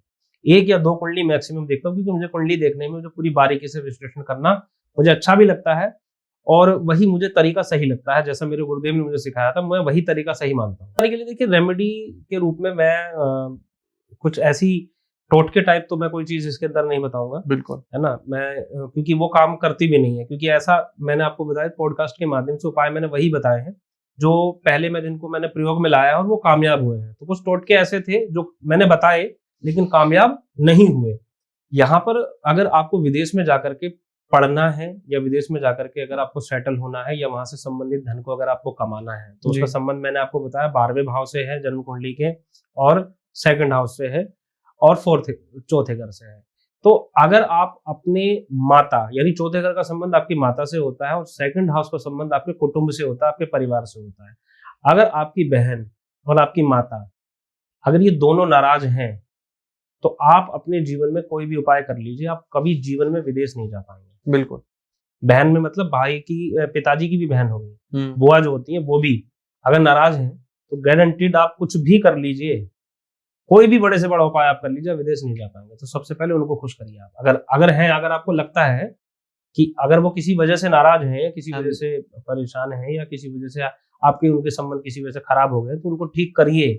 जी। फिर देखिए कि आप लोग आते हैं, वीजा लगा रहे हैं इतने साल से हम, हाँ जी, नहीं लग रहा जी, बिल्कुल लगेगा ही नहीं लगेगा। मैं पूछ लेता हूँ, बिना कुंडली देखे पूछ लेता हूँ कि बताइए ऐसा है क्या, बिना कुंडली देखे, और आप विश्वास करेंगे, विश्वास करिए आप, 60 से 70% लोग ये कहते हैं कि हाँ मेरी बहन से लड़ाई है, मेरी उससे बात नहीं होती, मेरे पिताजी की बहन, मेरी बुआ जी, मेरी उनसे बात नहीं होती। कभी गए हो जी मिलने? नहीं जी, हमने आज तो उनको देखा ही नहीं, कहाँ रहती क्या करती, हमारा उनसे कोई मतलब ही नहीं है जी, हमने तो खत्म कर दिया। मतलब जोड़ो फिर देखो इसका संबंध है, इसका संबंध है। तो पहले सबसे पहले उनको ठीक करिए, और साथ ही साथ में इससे संबंधित जो भाव आपकी कुंडली के अकॉर्डिंग जो इससे भाव और भाविस बनेंगे उनके जाप कराइए। और खुद भी कर सकते हैं आप, खुद भी उससे संबंधित ग्रहों के जाप करिए। आप ये देख लीजिए कि अगर आपका द्वादशेश अगर बृहस्पति है तो बृहस्पति का बीज मंत्र है ओम ग्राम ग्रीम ग्रोम सगुरवे नमः, उसका जाप करिए। द्वादशेश अगर आपका शुक्र है तो शुक्र का बीज मंत्र कर दीजिए ओम द्राम द्रीम द्रोम से शुक्राय नमः। तो इस प्रकार से पहले देख लीजिए अपनी कुंडली में कि आपका जो द्वादशेश है उसको मजबूत करिए, उसका बीज मंत्र कर दीजिए। बस बहुत ज्यादा कुछ इसमें करने की जरूरत नहीं है। और इस बात पे जो मैंने थोड़ी देर पहले कहा है, माता बहन इन दोनों का ठीक रहना बहुत जरूरी। उपाय इतनी अच्छी तरीके से बता रहे हैं, कुंडली विश्लेषण बता रहे हैं, लेकिन मुझे वो समय भी याद है जब हम किसी को अपना हाथ दिखाया करते थे, कुंडली दिखाया करते थे, एक ही चीज पूछते थे, पंडित जी जरा बताओ कुछ कमा पाएंगे या नहीं, पैसा कितना है, धन कितना है। तो अगर कोई ये वीडियो देख रहा है, वैसे देखो आज के समय ऐसा आ चुका है कि हर व्यक्ति के पास धन है, धन की कमी मुझे नहीं लगता किसी के पास भी है, सभी लोग अच्छा खासा पैसा कमा रहे हैं, भूख कम ज्यादा है, लालच बहुत ज्यादा है, तो वो तो कभी खत्म होगा नहीं, जितना आप कमाते जाओगे लालच बढ़ता चला जाएगा। बिल्कुल। फिर भी अगर हमें जानना हो कि हमारी कुंडली में हम करोड़पति बनेंगे या नहीं बनेंगे, तो वो हम किस तरीके से पता कर सकते हैं? बिल्कुल पता कर सकते हैं, जन्म कुंडली ही बताएगी। मैं बार बार बता रहा हूँ, खुली किताब है, सब कुछ उसमें लिखा है, सब कुछ बताएगी। वो कुछ नहीं छुपाएगी आपसे, छुपा के लेके जाएगी कहाँ, सब कुछ बताना है उसको। आपकी कुंडली में देखिए बहुत विशेष रूप से मैं बता देता हूँ आपको कि जो हम एग्जाम्पल्स देखते हैं, अंबानीज के एग्जाम्पल्स देख रहे हैं, या जो हमारे क्रिकेट जगत में कह लीजिए, या बॉलीवुड में हम बड़े बड़े नाम लेते हैं, तो उनकी कुंडली में कौन सा ऐसा योग है कि वो इतना बड़े लोकप्रिय भी हुए, और लोकप्रियता के साथ साथ उन्हें बहुत बड़े दर्जे वो लेवल पे धन कमाया, करोड़पति से भी हम ऊपर चले जाते हैं। तो कहने का अर्थ है कि उनकी कुंडली के अंदर आपको देखना पड़ेगा कि उनका हमेशा लग्न वर्गोत्तम होता है जी। लग्न वर्गोत्तम होता है। वर्गोत्तम का मतलब मैं आज आपको बता देता हूं कि लग्न मतलब जो जहां से आपकी कुंडली का पहला जो भाव होता है, फॉर एग्जाम्पल वहां मीन राशि है, तो मीन लग्न की ही कुंडली हो गई, और उसी से संबंधित वर्ग यानी नवमांश भी उसी का हुआ, सप्तमांश भी उसी वर्ग का हुआ, और उसी वर्ग का यानी वो लग्न ही आपका पूरा वर्गोत्तम हो गया। वो व्यक्ति 100% अपने जीवन के अंदर, अपने कुल के अंदर सबसे ज्यादा धनवान होगा। ओके। आप उसके बाद उसको कुल दीपक कह दीजिए आप, वो आपके कुल के अंदर, आपके परिवार के अंदर उसी के नाम से फिर सब जाने जाएंगे, फिर किसी को कमाने की जरूरत नहीं है, वो अकेला ही काफी है। ओके। अब विराट कोहली, उसके फैमिली में कोई विराट कोहली तो एक ही है ना। हाँ जी, लेकिन वो अकेला काफी है। अकेला काफी है। तो ऐसे ही वो कुल दीपक, विराट कोहली कुंडली देखना, लग्न ही वर्गोत्तम है। हाँ, लग्न वर्गोत्तम कुंडली है विराट कोहली की। तो लग्न में कौन से ग्रह हैं सर? ग्रह नहीं, ग्रह कोई भी हो, फर्क ही नहीं पड़ेगा। आपका मैंने उदाहरण के रूप में बताया कि लग्न वर्गोत्तम होना, यानी जिस लग्न का आपकी लग्न कुंडली बन रही है, और बाकी के जो चार्ट्स मैंने अभी थोड़ी देर पहले बताए, दशांश, नवमांश, सप्तांश, जितने भी वर्ग हैं वो सब उसी लग्न के होने चाहिए। अच्छा, जैसे अगर लग्न में गुरु है तो उसमें सब में गुरु होना चाहिए। सब में गुरु होना चाहिए। अच्छा। लग्नेश अगर गुरु तो है, सब में मंगल। लग्नेश अगर गुरु है तो हाँ, अगर लग्नेश मंगल है तो सबका लग्नेश मंगल होना चाहिए। और मंगल की 2 राशियां हैं, एक राशि 8 नंबर की राशि है वृश्चिक, तो 8 ही नंबर की होनी चाहिए। तो आदमी अकेला कुलदीपक, और विराट कोहली कुंडली में ही है। तो आप लोग भी अपनी कुंडली चेक कर सकते हैं कि आपकी कुंडली में आप कुलदीपक हैं या नहीं। वैसे तो हर व्यक्ति को ऐसा लगता है कि मैं ही कुलदीपक हूँ, लेकिन फिर भी आप चेक कर सकते हैं अपनी कुंडली को। लग्न में जैसे सर ने बताया, ठीक है, आप अपनी कुंडली देख सकते हैं। आई होप आप ये पॉडकास्ट देख रहे हैं तो आपको अपनी कुंडली के बारे में लगभग पता ही होगा, और आप बहुत सारे एस्ट्रोलॉजर के साथ कंसल्ट करके आप समझ ही गए होंगे कि कहाँ किस तरीके से ग्रह होते हैं, किस तरीके से उनका पोजीशन बनी होती है। आचार्य जी, एक सवाल मन में आज के टाइम में आपने देखा होगा, लोगों को संतान की बहुत समस्या आ रही है, चाहे वो बहुत जल्दी अबॉर्शन करा लेते हैं या प्लानिंग से करते हैं या बहुत डिले कर देते हैं, लेकिन प्रॉब्लम है तो वो आए दिन अपनी कुंडली में चेक कराते रहते हैं कि हमारे बेटे हैं कितने हैं, बेटियां हैं तो कितनी हैं, कब होंगी, किस टाइम पे उनका बर्थ होगा। तो कुंडली में ऐसे कौन से भाव और ग्रह काम करते हैं संतान के योग के लिए? जी, अब बता देता हूँ कि जिन लोगों की संतान डिले हो रही है, वो देख लीजिए कि पंचम यानी हमारी जो जन्म कुंडली होती है उसमें 5वां भाव संतान का होता है। अगर उसका संबंध शनि से बन गया तो डिले होती रहेगी। जी। जिन लोगों की 10 साल 12 साल में हो गए शादी को और संतान नहीं हो रही, देख लो कि पंचम भाव से शनि का संबंध बन रहा है। जिनके मिसकैरेज बार बार हो रहे हैं, 2 बार 3 बार मिसकैरेज हो गए, उनकी जन्म कुंडली के पंचम भाव से मंगल का संबंध बन रहा है। जी। तो शनि और मंगल ये 2 प्लेनेट ऐसे हैं जो शनि डिले कराने का काम करेगा और मंगल मिसकैरेज करने का काम करेगा। संतान की प्राप्ति करने के लिए जो मुख्य ग्रह है वो फिर से बता देता हूँ, वो है जुपिटर, बृहस्पति। अगर पंचम से जब भी बृहस्पति का संबंध बनेगा आप कंसीव कर सकते हैं। ओके। कंसीविंग बृहस्पति के उस पार्ट में होनी है, उस टाइम पीरियड में होनी है जब वो उस समय गोचर कर रहा हो या उस जगह देख रहा हो, तब भी आप कंसीव कर सकते हैं। अब उस पंचम भाव को अगर आपकी जन्म कुंडली में, एक और बात बता दो, कुछ बहुत से लोगों को पुत्र हो जाते हैं लेकिन कन्या नहीं होती। कन्या हो जाती है तो उनको पुत्र नहीं होते। अगर आपकी कुंडली में अगर बुध खराब है तो कन्या नहीं होगी। बुध आपका नीच हो या किसी ऐसी राशि में हो या पापकर्त्री में फंसा हुआ हो या अशुभ ग्रह के साथ विराजमान हो तो पुत्र हो जाएंगे, कन्या नहीं होगी। बिल्कुल। और अगर जन्म कुंडली में बृहस्पति और शुक्र खराब हो जाए, यानी स्त्री की कुंडली में शुक्र बृहस्पति और पुरुष की कुंडली में शुक्र, तो उसे पुरुष संतान नहीं होगी, यानी मेल लड़के नहीं होंगे, लड़कियां हो जाएंगी। जी जी। तो ये देख लो अपनी कुंडली में कि भाई आपकी कुंडली में कौन सा ग्रह खराब है जो ये चीजें आपको हो रही हैं। हाँ जी। और जितने भी ग्रह पंचमेश के साथ संबंध बनाएंगे जी, पंचमेश के साथ जितने भी ग्रह संबंध बनाएंगे, एक ग्रह बनाए, 2 बनाए या 3 बनाए, उतनी संतान होगी। ठीक है। अगर पंचमेश के साथ एक ग्रह बैठा है और एक ही ग्रह उसको देख रहा है तो भाई एक ही होगी, चाहे वो बेटा हो या बेटी, चाहे बेटी हो या बेटा हो, वो डिपेंड करेगा आपकी बाकी के प्लैनेट्स पे। अब उस भाव को 2 ग्रह देख रहे तो 2 होंगे, 3 देख रहे तो 3 होंगे। कितनी भी कोशिश कर लो बदला नहीं जा सकता। मतलब नहीं बदल सकते आप उसको, बिल्कुल नहीं बदल सकते जी। हाँ, बिल्कुल नहीं बदल सकते। हाँ, ये कर सकते हो जैसे मैंने अभी बताया आपको कि भाई शनि उसको डिले कर रहा है, शनि की रेमेडीज करके आप उसको ठीक कर सकते हैं, यानी थोड़ा सा डिले जो पार्ट है उसका वो कर। शनि का नेचर ही ऐसा है, एक राशि में 2.5 साल लगा देता है परिवर्तन करने में, और बहुत जल्दी रिजल्ट नहीं देता, बहुत जल्दी रिजल्ट नहीं देता, मेहनत कराता है, मेहनत कराता है। बिल्कुल ठीक है।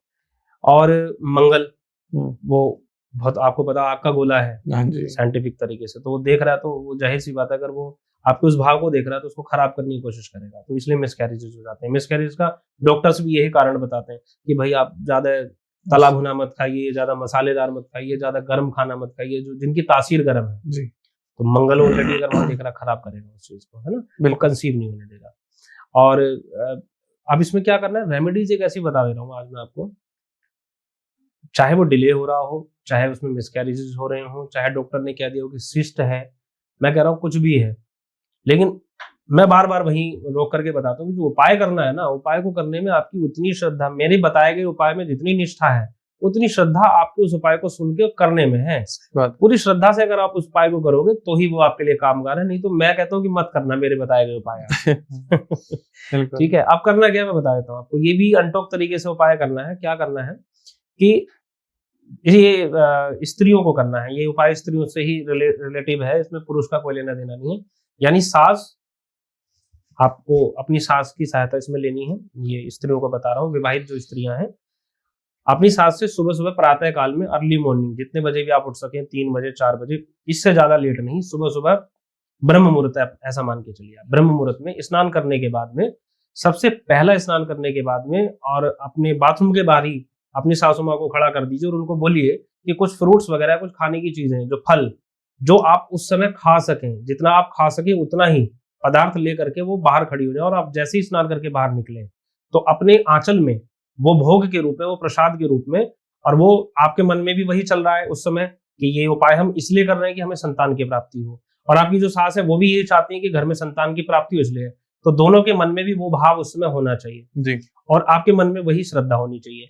तो वो जब आपको आंचल में वो भोग और प्रसाद दें, आप उसको लें और आपको पूरा खत्म करना है, पूरा जो उन्होंने भोग आपको दिया है, चाहे वो एक ही एप्पल क्यों ना हो, एक ही सेब क्यों ना हो, उतना ही लेना है जितना आप उसको फिनिश कर सकें। ऐसा नहीं कि उसमें से कुछ बच जाए, वो पूरा भाग आपको उसी समय खत्म करना है, और उसके बाद ये कुछ नहीं करना। और ये करते हुए केवल आप दोनों के बीच कोई तीसरा व्यक्ति ना देखे, और इसमें कोई दिन का निर्धारण नहीं है कि किसी भी दिन कर सकते हैं, सोम मंगल बुध गुरु किसी भी दिन कर सकते हैं, लेकिन समय ब्रह्म मुहूर्त का ही होना चाहिए, सुबह सुबह का ही समय होना चाहिए जी, तो ये कर सकते हैं।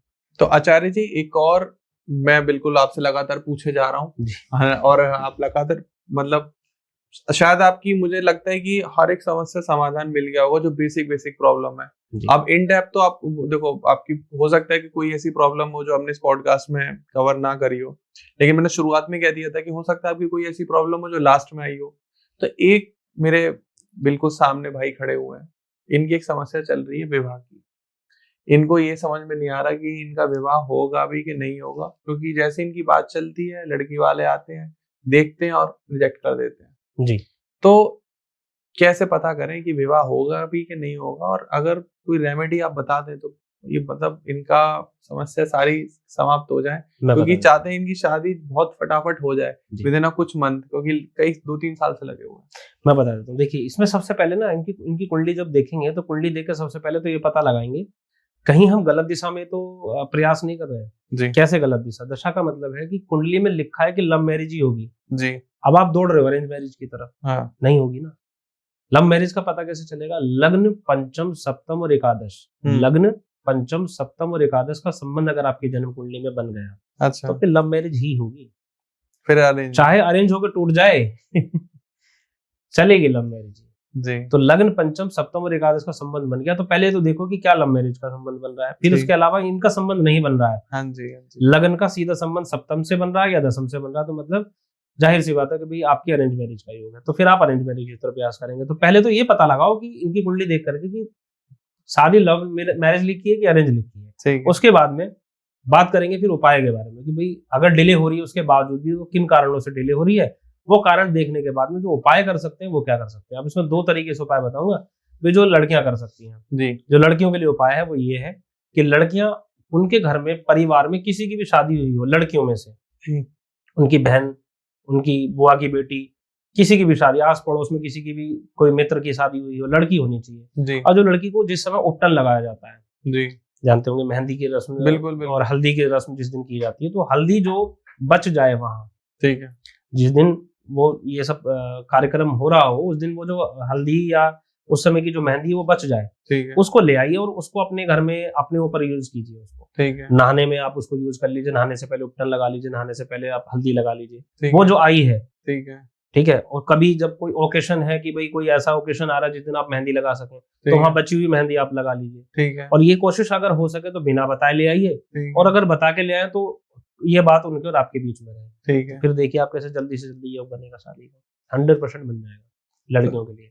अब बात आ जाती है लड़कियों के लिए। जी लड़कों के लिए क्या उपाय कर सकते हैं? हाँ जी। अगर लड़के मतलब उनकी शादी अगर डिले हो रही है, हम्म। तो अब यही उपाय वो अपने मित्र मंडल में देख सकते हैं। ठीक है।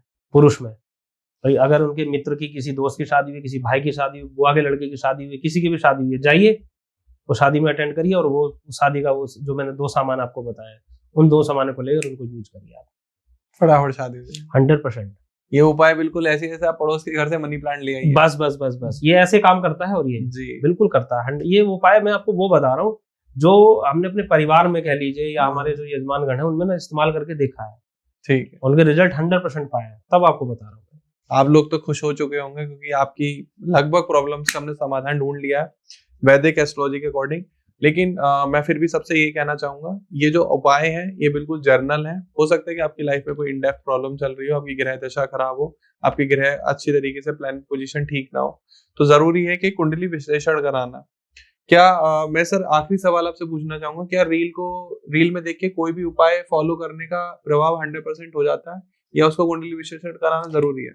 देखिए मेरे हिसाब से बिल्कुल जरूरी है। एक्चुअली होता क्या है कि उपाय ना जो आप कर रहे हैं, ये रील्स वाले जो उपाय हैं ये हर सामान्य रूप से हमने बताए हैं, इनको कोई भी फॉलो कर रहा है। लेकिन अगर आप चाहते हैं कि कोई विशेष चीज आपके अकॉर्डिंग पता चले आपको, तो आपकी जन्म कुंडली बता सकती है। बिल्कुल। एग्जैक्ट कहाँ पर कमी है वो आपकी जन्म कुंडली बताएगी। ऐसा नहीं कि मेरे द्वारा बताया गया आप उपाय फॉलो नहीं कर सकते हैं, लेकिन अगर आपको और ज्यादा डेप्थ में अगर जाकर के उसको जान लेंगे तो आप ही के लिए बेटर है। बिल्कुल। कुंडली का विश्लेषण करा के पता लगा लेंगे तो वो बहुत ज्यादा बेटर उसके रिजल्ट्स मिलते हैं। एक्चुअली में है क्या ना, अब जैसे मैंने अभी फिलहाल इन जनरल बात बताई कि भाई आप जुपिटर के लिए ये उपाय कर सकते हैं, या शनि के लिए उपाय कर सकते हैं, राहु के लिए ये उपाय कर सकते हैं, वो इन जनरल है, वो जो सब कर सकते हैं। लेकिन आपकी कुंडली के अकॉर्डिंग राहु क्या लग्न में है कि सप्तम में है कि 10वें में बैठा है कि चतुर्थ में बैठा है, हो सकता है कि चलो मेरे इस उपाय से आपका लाभ हो जाए, लेकिन वही राहु आपकी माता के घर में बैठा और आपके माता के स्वास्थ्य को इम्पैक्ट कर रहा है। ठीक है। तब आप कैसे उस माता के स्वास्थ्य को आपके राहु से कैसे ठीक करोगे आप? तो उसके लिए फिर विश्लेषण कराओ कुंडली का। तो राहु वहां एक स्थान पर बैठा हुआ, वही एक ही ग्रह है, वो कई चीजों को इम्पैक्ट कर सकता है, कई चीजों को प्रभावित कर सकता है, क्योंकि एक भाव का संबंध केवल एक चीज से नहीं है। जैसे पंचम भाव का संबंध केवल प्रेम से नहीं है, प्रारब्ध में किए गए कर्मों से भी है। जी पंचम का संबंध आपकी एजुकेशन से भी है, जी पंचम का संबंध आपकी संतान से भी है, पंचम का संबंध आपके विचारों से भी है। जैसे बहुत से लोगों को नेगेटिव विचार ज्यादा आते हैं, जी बहुत ज्यादा नेगेटिव सोचते हैं, कुछ हो ही नहीं सकता जीवन में, हम कुछ नहीं कर सकते, जी सोचते हैं ना बहुत से लोग। बहुत बहुत पांचवा घर कमजोर मिलेगा 100% आपको। और आदमी, ये बहुत से लोग हम सोचते हैं कि अरे यार इतनी मेहनत कर रहे हैं, करोड़पति आदमी है, लेकिन फिर भी रात दिन रोता ही रहता, परेशान है, पता नहीं क्यों परेशान है। और वो खुद उससे पूछो, भैया क्यों परेशान है? पता ही नहीं मुझे, मैं क्यों परेशान हूँ। पर सोचता ही रहता हूँ कि कहीं मैं सो जाऊं तो सोते सोते ना रह जाऊं, कहीं सुबह उठूं तो कहीं मुझे ये लॉस ना हो जाए, जबकि ऐसा कुछ होने वाला नहीं है वास्तविक जीवन में, वो काल्पनिक दुनिया में है। तो ये कहने का तात्पर्य मेरा ये है कि ये सब बातें जो गहराई की बातें हैं, ये आपकी जन्म कुंडली से पता लगेंगी। जी सब कुछ अच्छा कर रहे हैं आप, लेकिन फिर भी आपको बुरा फल मिल रहा है, ऐसे सवाल भी आते हैं। जी अगर आप देख लीजिए, पंचमेश की दशा तो नहीं चल रही है, आप अपने प्रारब्ध के कर्मों को भी फिर इस समय, इस जन्म में पूरा कर रहे हैं, जो संचित पहले करा है ना। बहुत से लोगों को कहते हैं कि भाई हम तो, अगर हमें बुरे कर्म का फल मिलना था तो हमें 20 साल की उम्र में क्यों नहीं मिला, या हमें 40 साल की उम्र में क्यों नहीं मिला, आप 50 साल या 55 साल की उम्र में क्यों मिल रहा है? पता क्यों मिल रहा है? जी क्योंकि पंचमेश की दशा आ गई है। ओके अब पंचमेश की दशा आ गई, इसलिए 50 साल आपने काट लिए, संचित थे वो पहले से रखे हुए हैं एक तरफ, जी कि आप अपने प्रारब्ध में कुछ ऐसे कर्म करके आए थे जिनका फल मिलना बाकी है, जी लेकिन जैसे ही पंचमेश की दशा आई, जी आपको उसका बुरा फल मिलना शुरू हो गया। ओके या अगर अच्छे संचित थे जी तो अचानक से अच्छा मिलना शुरू हो गया। जी तो पता कर लीजिए, कुंडली बताएगी आपको, ये कुंडली बताएगी कि पंचम के अंदर भाव की अगर उसकी दशा चल पड़ी तो आप समझ जाओ कि प्रारब्ध से जुड़े हुए फल आने वाले हैं। अच्छे भी आ सकते हैं, बुरे भी आ सकते हैं, मैं ये नहीं कहता कि बुरे ही आएंगे, अच्छे भी तो होते हैं, सही बात है। अच्छे भी आएंगे। दिन है तो रात भी है, रात है तो दिन भी है। सही तो जन्म कुंडली बताएगी आपकी, पूरी तरीके से बताएगी, और कुछ भी कुछ छुपाती नहीं है, सब कुछ बताती है आपके बारे में। आप क्या विचार करते हैं, क्या खाने वाले हैं, क्या खाना पसंद है, क्या पहनना पसंद है, क्या चीज आपके लिए अच्छी है, क्या बुरी है, वो सब कुछ बताएगी। बिल्कुल उसका प्रयोग कीजिए, क्योंकि ये बहुत प्राचीनतम ज्योतिष है, राजा महाराजाओं के जमाने से इसको यूज किया जा रहा है, इस्तेमाल किया जा रहा है। आप लोगों को भी करना चाहिए, सबको करना चाहिए, और इसका लाभ उठाना चाहिए। बिल्कुल ना, ये मार्ग प्रशस्त करती है, आपके मार्ग को बताएगी, चलना सिखाएगी आप। सही बात। हाँ, तो आप लोगों ने ये पॉडकास्ट आखिरी तक देखा, बहुत बहुत शुक्रगुजार हैं हम आपका कि आप वीडियो में यहाँ तक बने हुए हैं।